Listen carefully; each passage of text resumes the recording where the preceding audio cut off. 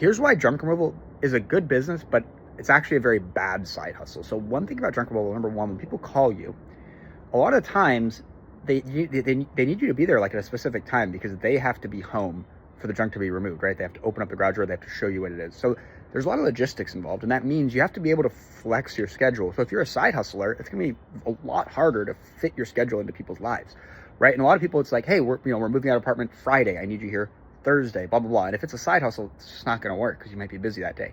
Or, they're like, can you do it now, today, right now, blah, blah, blah. There's like a million scenarios, but it's like very time dependent. It's kind of like moving. It's like, we need it done now.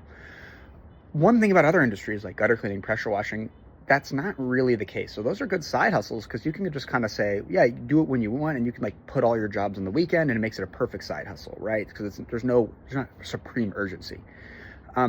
Another thing about junk removal is a lot of times when people call you, they're calling it because they can't do it themselves. And the reason they can't do it themselves is a lot of times it's a very heavy thing that requires two people. So you need two people. Well, here's the thing. If you're going to run a crew with two people, most people need at least $200 a day, yourself and your helper. That's $400 in labor. You're going to need to be doing at least $1,200 a day if you want to make that pay for somehow, if you want to pay off that labor when you add in all the dump fees and everything.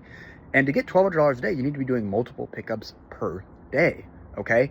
And so you basically need a full schedule because you can't just say, oh, I need your helper for 1 hour today. And then, hey, like I need a helper for 1 hour today for that big pickup. And then I'm going to let them go.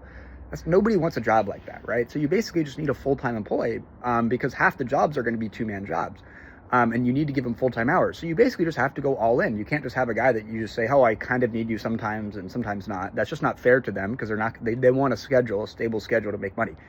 So basically the business, well, it's an awesome business. It's really easy to do. It does require full-time employees, full schedule, lots of leads. But other businesses like pressure washing, Christmas lights, gutter cleaning, they're not, number one, they can be done by one person, and you can stack all the jobs on certain days. So if you say, I'm going to have a full-time job and I'm going to do these jobs on the weekends or on Thursdays or whatever, you can do that in pressure washing, Christmas lights, and gutter cleaning because the day of the week doesn't matter too much, and you only really need one person for the jobs because you're not lifting heavy things. So if you were to start a side hustle, I would not do junk removal for the reasons I just listed.